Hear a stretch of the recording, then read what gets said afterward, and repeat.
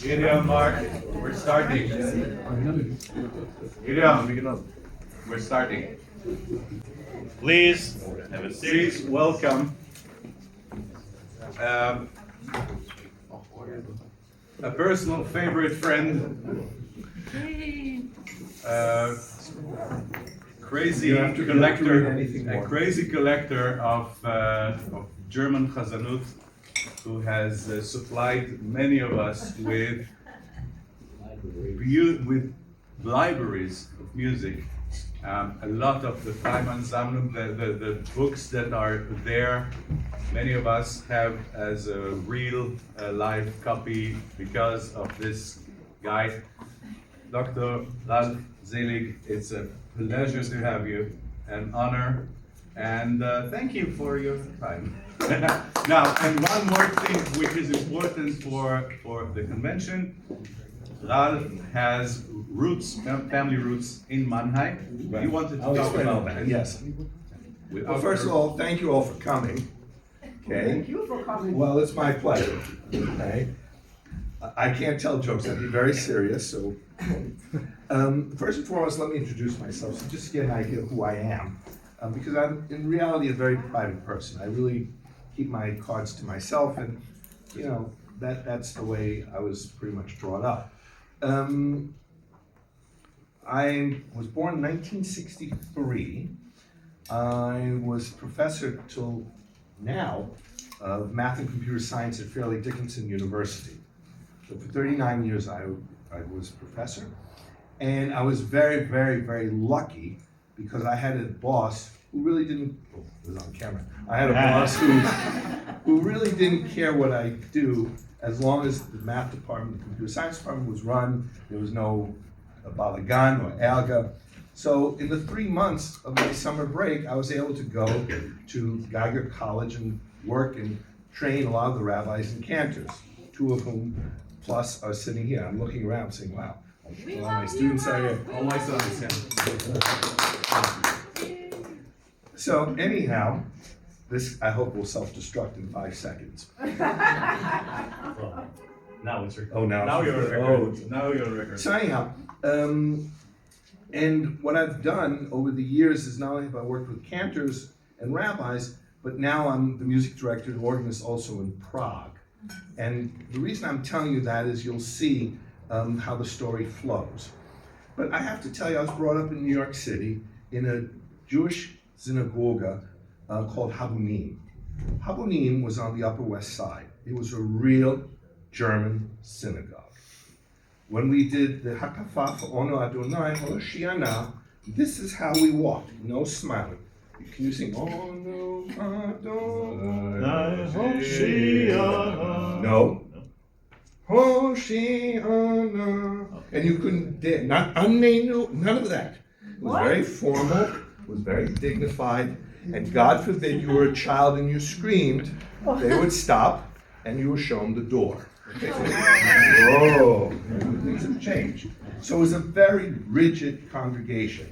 You were not really allowed to sing, and you know how the German Jews used to sit like this and listen to every word. My mother was always very angry at me because she always hit my head and said, look into the book. Okay, but I never did that. I sat there and I listened to every note possible. Because the one thing that was very interesting about these German synagogues were that everybody knew the music. They just didn't sing along. Okay, but God forbid the note went wrong, people would just go off on you. So anyhow, growing up in New York, there were a lot of these German synagogues. Okay, there was some Orthodox, there was some conservative, and there were some even Reformed synagogues.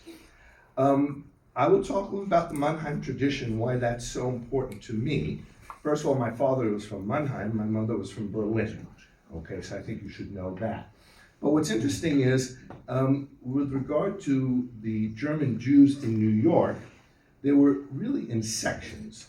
There was what we call Midtown Manhattan. I know if you haven't been to New York, I have to describe this very quickly. They had Central Synagogue, which by the way, originally was a German synagogue, okay? And it really was till the 1960s because they had a cantor by the name of Friedrich Lechner. Does that name ring a bell? Friedrich Lechner was an opera singer here in Germany.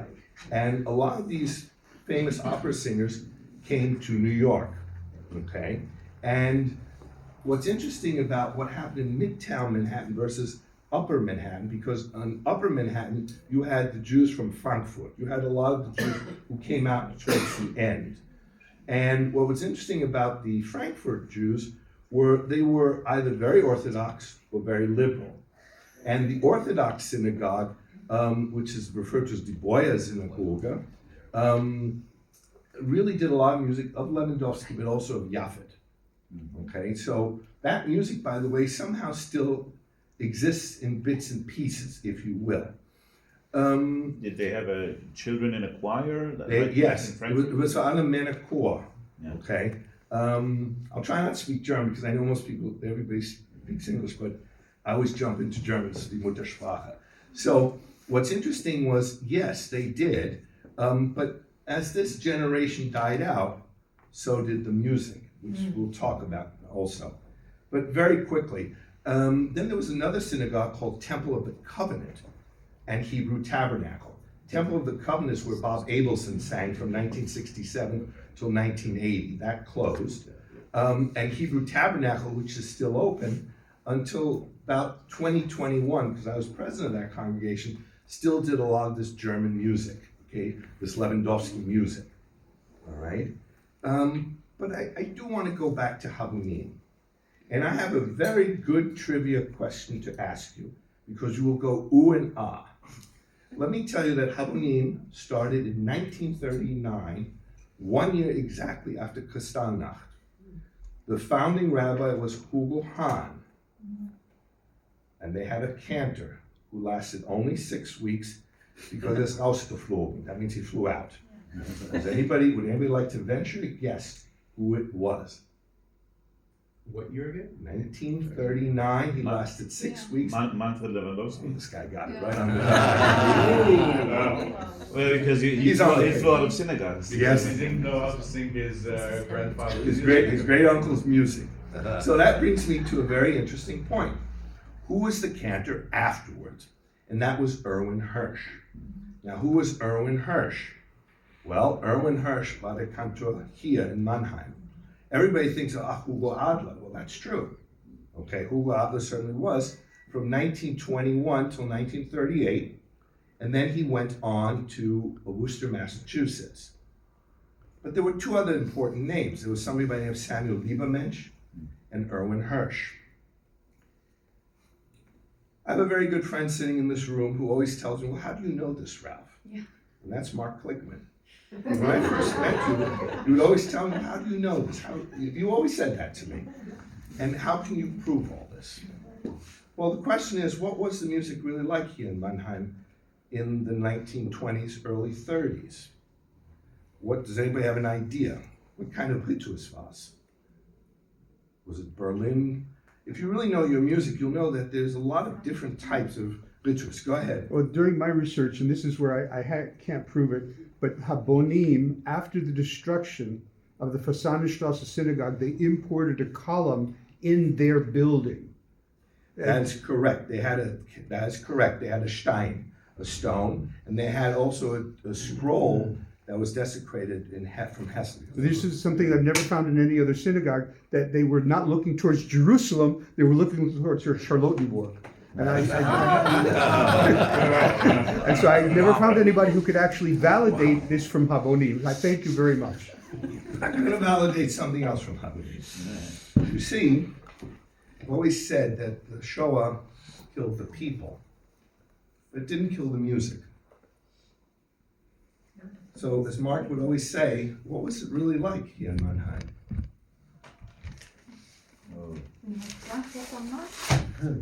This is the Chorbuch for 1923. This is the actual book that they used in 1923. It was written by Hugo Adler. It was used at Habunim. It was played when it's all marked up by Martha Hirsch. She was the organist. I have to explain who Martha Hirsch was. Martha Hirsch was the first paid employee at Habunim. She was the organist, okay? And she was my organ teacher. And she always said to me one thing for all you cantors that I will never forget. Ralph, She spoke like Dr. Ruth to me. And the finger, exactly. I'll say it in English. You cannot play orgel like Klavier. Hast du mich verstanden? Do you understand that? I said, yes. Und you need to know how to improvise. Because if the cantor falls off the page, you have to pick him up.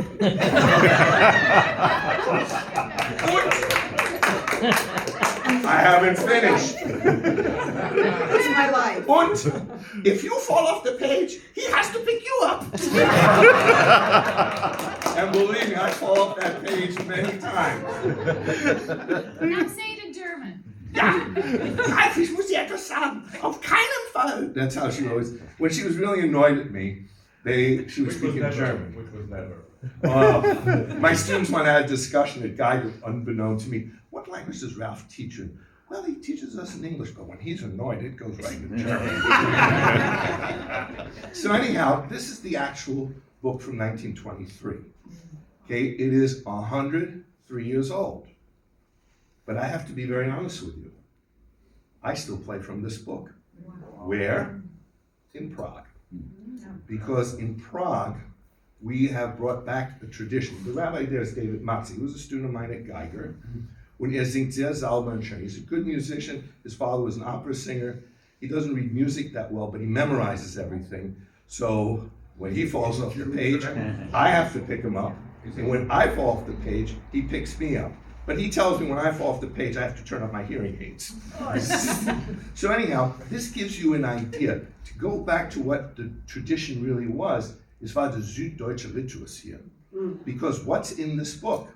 Well, it's music not only of Lewandowski, it's music of Hugo Chaim Adler, and it's also music really of Emanuel Kirchner and Samuel Naumburg. Because this really is the Süddeutsche Rituals. It's the southern German tradition that they did here, because in a way, I don't want to make this great comparison, but in a way, Emanuel Kirchner was like Debbie Friedman in a way. Because after, well, I tell you, be careful here. He carried the organ on his back when he came to. No guitar. So anyhow, the reason I mention that is because look how Debbie Friedman, I'm just picking Debbie Friedman, sort of revolutionized the American synagogue. The question is, what would have happened had there been no Shoah here? What kind of music would they have done? What would have been the next generation? Okay, we could talk about Shalit, and if you really know your history of Shalit, you will know that his Vishamru was actually performed in Berlin, Frieden's Temple, on what day? September 5th, 1932, with Max Janowski at the organ. Right next to me. Okay, so that was really very exciting. How do you know? How do I know it? So anyhow, what's interesting here also is you will see that the book is really marked up. And there are some compositions here that were written by Hugo Adler. It's Lewandowski in a way. Some of the keys have been transposed and so on. I want to share two other things with you. There's another very interesting person here who we haven't mentioned, and that was Samuel Liebermensch. Do you know who Samuel Liebermensch was? Yeah. Well, you know, I gave you his music. So Samuel Liebermensch was the Legionsunterrichtslehrer. He died in Auschwitz the same day my grandfather did. Okay, so das wirklich tut weh. He could not get out, but his wife did. And Samuel Liebermensch wrote Lieder des jüdischen Hauses, 5 pieces of music that can be, was supposed to be preserved. The one piece that's very popular is the Shi Hamas B'Shuva. That's in here. So this is of course of interest. But he did not, he's not the one who composed it. No. He transmitted this to preserve it. You have to understand that people knew about the destruction of the synagogues. Okay, they knew it was coming. Okay, I can prove that to you in Berlin because Hans Jon, who was a cantor, started writing everything down by hand.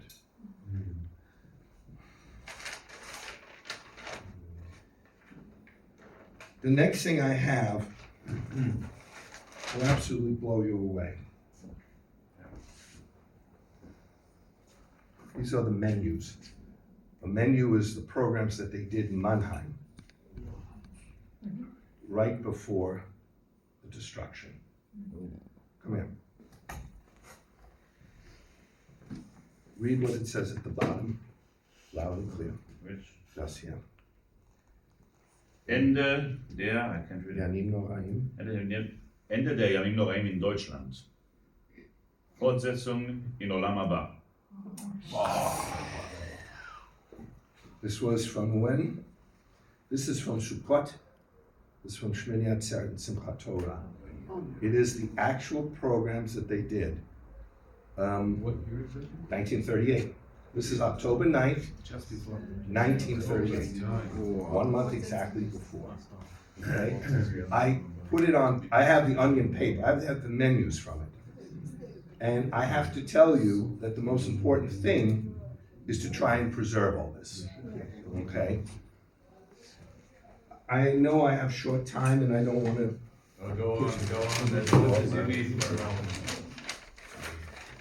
I also have, you see, Erwin Hirsch was a very clever guy because in sein Gebetbuch, he had music notes. So his maso was open and inside were these kleine Heftlein. Wie sagt man Heftlein auf Englisch? Right? So in here, Cheat notes. cheat notes. Oh, yeah. In diese kleine Heftlein, in these small books, this is a bigger one, these were all handwritten, Oh, my. and some of them go back to 1855. Okay? But remember, in 1855, they didn't do Lewandowski. Okay, what did they do? What was the service like in Mannheim? Does anybody know who the first, not from you or you, who the first rabbi was in Mannheim in 1855? Moshe Prager. And his prayer books go with the music book from 1855 that I have. I have the actual book from 1855. The reason I didn't bring that is because this 1923 book is really a transitional book.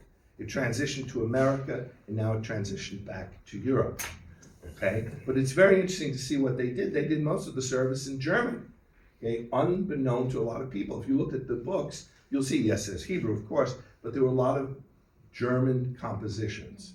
And that's what, of course, is very interesting. And in America, Temple Emmanuel, which was also a German congregation, did it. Park Avenue Synagogue had Abraham Zukernik, who studied with Edward Birnbaum. So there was a lot of influence on this American synagogue based on the Deutsche Rituals. So this, of course, is one of these partitures. You can come and take a look at these, okay? I rebound them. I know, I have to tell you, I don't sell music. I'm not into that. I give music to cantors so that the tradition can survive. But the one thing I do is I rebind the books. Why? Because he found al auseinander. And I can't use a book that's fed auseinander. I can't use a book that's falling apart. I need a book where I can physically turn, where I can physically put it on the organ and physically play it, okay? So that's why, if you wonder, original books, yes, these are rebound. I'm not in the business of giving geschenk, but there are certain things that I give to people who I think should carry on the tradition. Come here. You get the easy one first. I don't think you've ever seen this. This is from Sam Adler, 4 Prayers for the High Holidays. Okay, it was commissioned by Samuel Rosenbaum for Temple Bethel in Rochester, New York. So that's for you. Henry. Was das magazine? No. No. Thank you. The next time we Wird das aufgenommen in den Band von Peters? Das gehört nicht zu dem Repertoire von 1838 bis 1938. Aber Not yet. I don't think it ever will. Mach es zugänglich, bitte. The next thing I want to give you has really sentimental value. Hugo Adler died December 24th, 55. Weißt du, was das ist? Mano Male Fanecho für the Day of Atonement by Hugo Adler. The same mit der I can read this. Alles Greifen, die beste wünschen von Hier ist ein lieber Mensch. Oh, That was the wife. And it's, of course, it was given von Hugo Adler. To the wife of the Lieber last Mensch. cantor. Lieber Mensch was the last cantor in Mannheim. He was, I don't think he was a professional cantor. He was a Religionslehrer, but nobody was left. So he was the last cantor, and his Ralph said he was murdered in Auschwitz. This is signed September 3rd, 1955. It's finished. This is for you, Paul.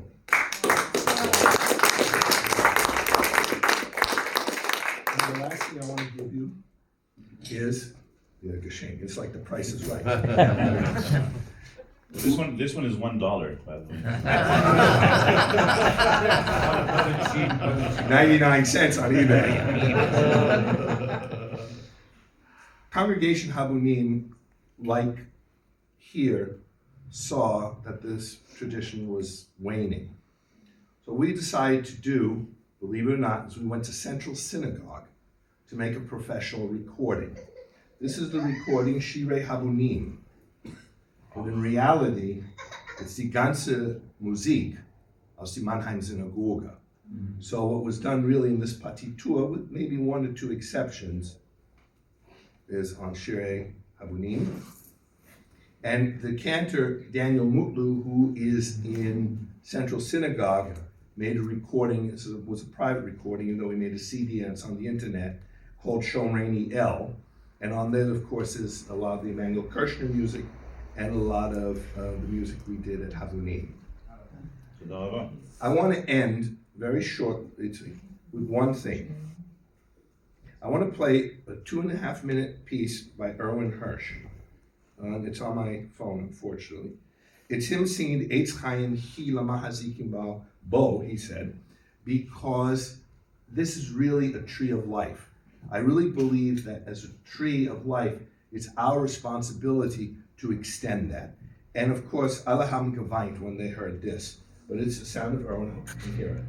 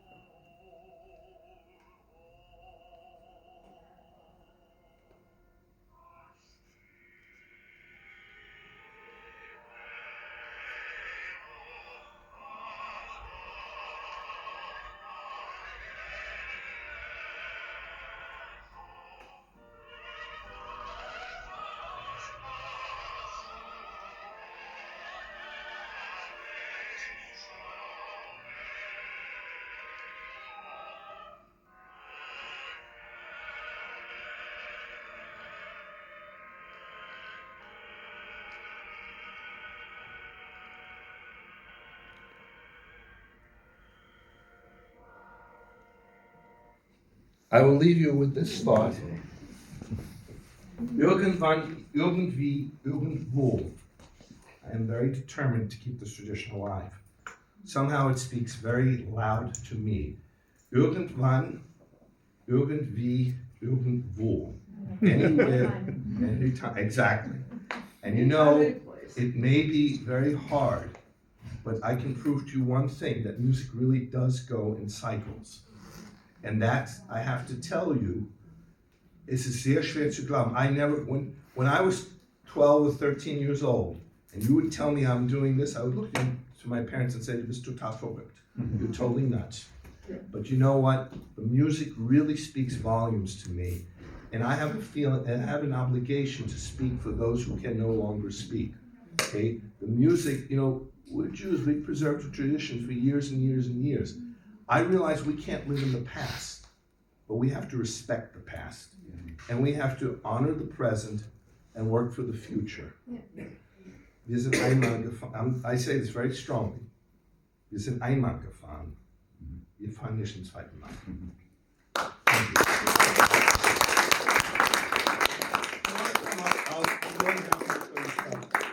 Thank you.